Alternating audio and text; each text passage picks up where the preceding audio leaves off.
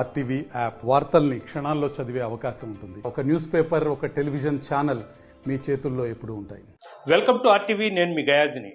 నెల్లూరు నగరపాలక సంస్థల్లో రాజకీయాలు వేడెక్కాయి. ప్రధానంగా నెల్లూరు కార్పొరేషన్ కూడా తెలుగుదేశం పార్టీ ఖాతాలోకి చేరనుంది. ఈ మేరకు నెల్లూరు రూరల్ ఎమ్మెల్యే కోటమిరెడ్డి శ్రీధర్ రెడ్డి, అదేవిధంగా మంత్రి పొంగూరు నారాయణ కూడా రాజకీయ ఆట మొదలు పెట్టడం జరిగింది.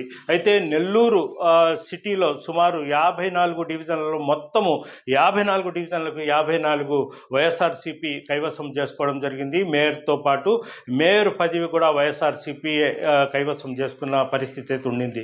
అయితే 2024 తర్వాత రాష్ట్రంలో తెలుగుదేశం పార్టీ అధికారంలో రావడం, అదేవిధంగా నెల్లూరు జిల్లాలో 10కి 10 స్థానాల్లో తెలుగుదేశం పార్టీ కైవసం చేసుకున్న తర్వాత మొత్తం రాజకీయ ముఖ చిత్రమే మారిపోయిన పరిస్థితి అయితే ఏర్పడింది. అయితే దీంతో మళ్ళీ తెలుగుదేశం పార్టీ కార్పొరేటర్లు మొత్తము వైసీపీ గూటిలోకి చేరేందుకు ఈ పార్టీకే వలసలుగా వెళ్తున్నారు. ప్రధానంగా నెల్లూరు రూరల్ పరిధిలో మొత్తం 26 డివిజన్లు ఉన్నాయి. 26 డివిజన్లలో కూడా మొత్తం 26 మంది వైఎస్ఆర్సీపీకి చెందిన కార్పొరేటర్లు ఉన్నారు. అదేవిధంగా నెల్లూరు సిటీకి విషయానికి వస్తే మొత్తం 28 డివిజన్లు ఉన్నాయి. 28 డివిజన్లలో కూడా 28 కార్పొరేటర్లు వైఎస్ఆర్సీపీకి చెందిన వాళ్ళు. అయితే నెల్లూరు సిటీలో మొత్తము వచ్చి మంత్రి పొంగూరు నారాయణకు సంబంధించిన విజయభాస్కర్ రెడ్డి, పట్టాభి మొత్తం వీళ్ళంతా చూస్తున్నారు. ఇట్లా రూరల్ ఎమ్మెల్యే మాత్రం 26 డివిజన్లలోని వైఎస్ఆర్సీపీ కార్పొరేటర్లను మొత్తం తమ వైపు మళ్ళీ తీసుకుని వచ్చేందుకు ముమ్మరం ప్రయత్నం చేస్తున్నారు.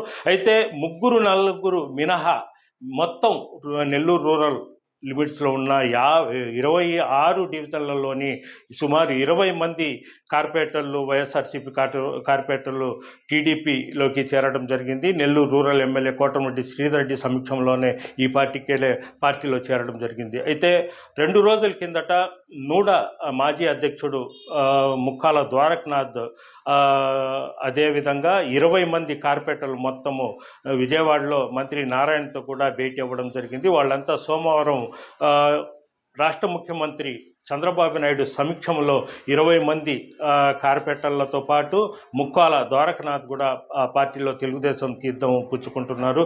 ప్రధానంగా రేపు సోమవారం వచ్చి కార్పొరేటర్లు శ్రీకాంత్, పోలం రెడ్డి లక్ష్మి, గౌతమ్, అరుణ, కర్తం ప్రతాప్ రెడ్డి, రాజేశ్వరి, కె సీతయ్య, సుఫియా, మరికొంతమంది చంద్రబాబు నాయుడు సమక్షంలో అయితే చేరుతున్నారు. మొత్తం మీద నెల్లూరు కార్పొరేషన్ మొత్తం మళ్ళీ టీడీపీ ఖాతాలోకి వెళ్ళనుంది.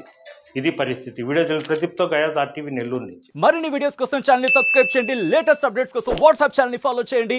అండ్ లింక్ డిస్క్రిప్షన్ లో ఉంది.